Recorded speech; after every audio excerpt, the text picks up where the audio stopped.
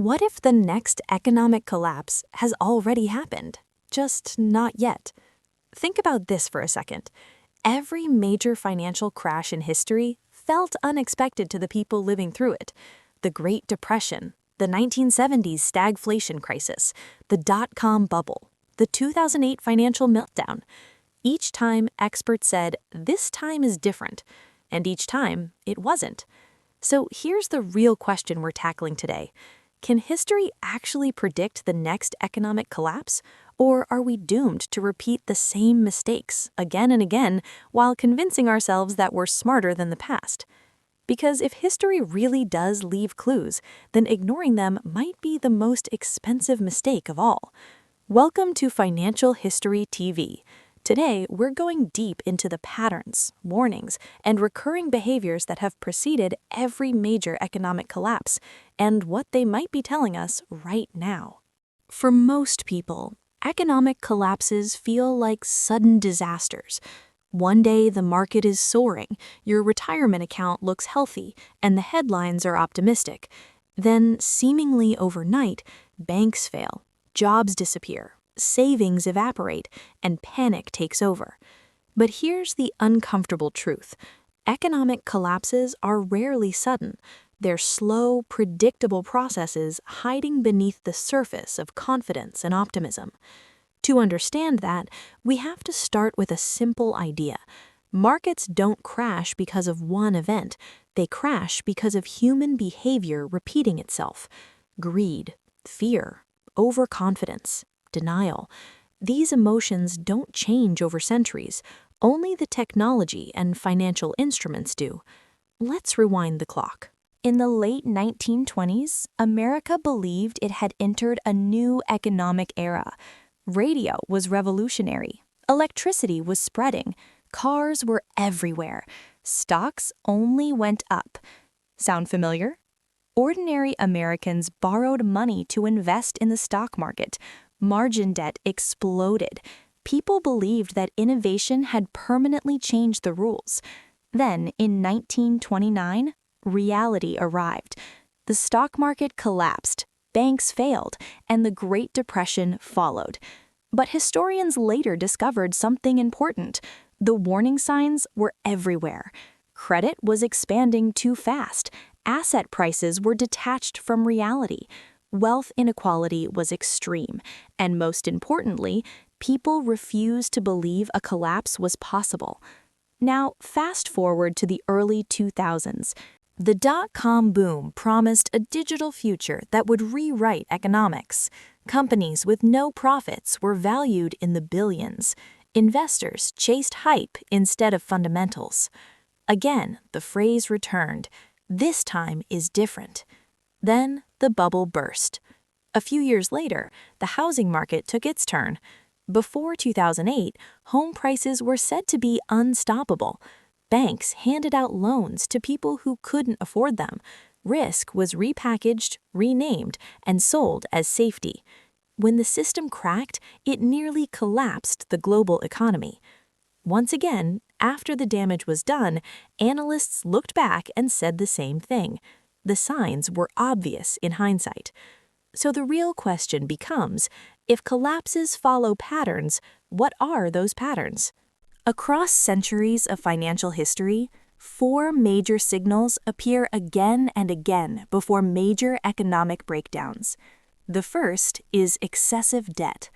Debt itself isn't evil, but when borrowing grows faster than the real economy, instability follows. In ancient Rome, massive government debt weakened the empire. In 1929, margin debt fueled speculation. In 2008, household and corporate debt reached historic levels.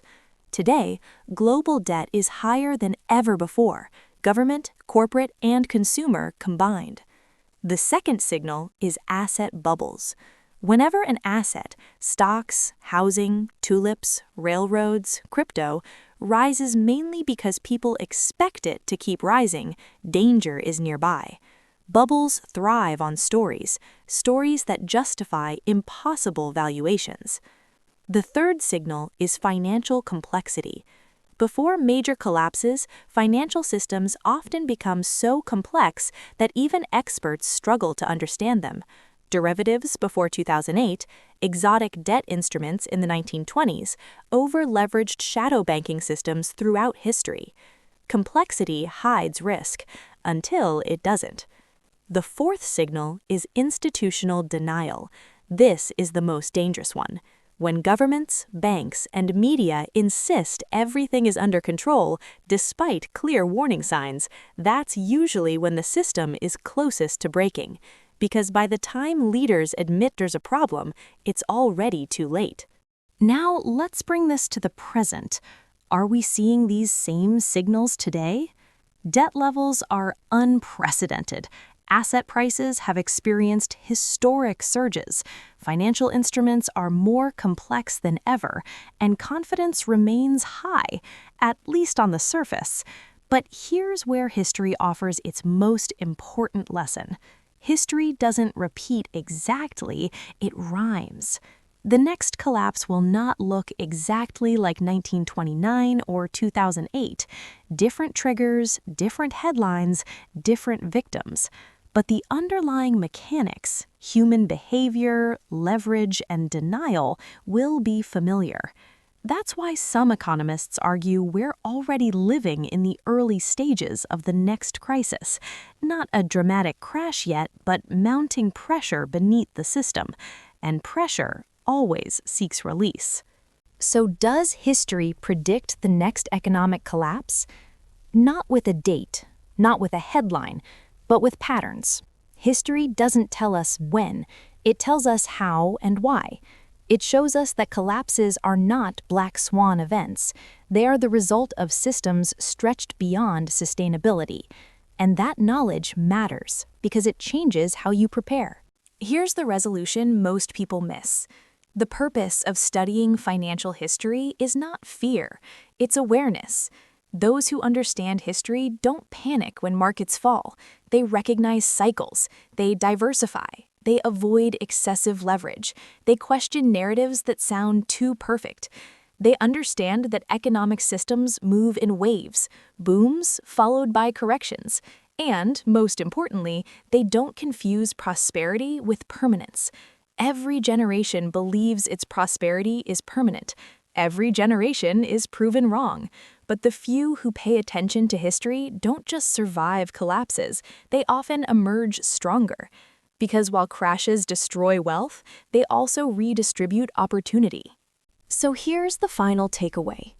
History cannot tell us the exact moment the next economic collapse will arrive, but it absolutely tells us that one will arrive.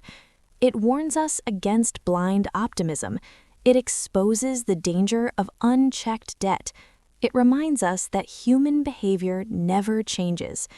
And if you listen closely enough, history is always whispering, pay attention. Because the biggest financial disasters don't come from ignorance. They come from arrogance, the belief that we've finally outsmarted the past. If you found this breakdown valuable, make sure to like this video. It helps more people discover Financial History TV. Subscribe to the channel for deep dives into the hidden patterns behind money, power, and economic history. And let us know in the comments, do you think the next economic collapse is already forming? Or do you believe this time really is different? Explore more videos right here on Financial History TV, where the past explains the present and prepares you for the future.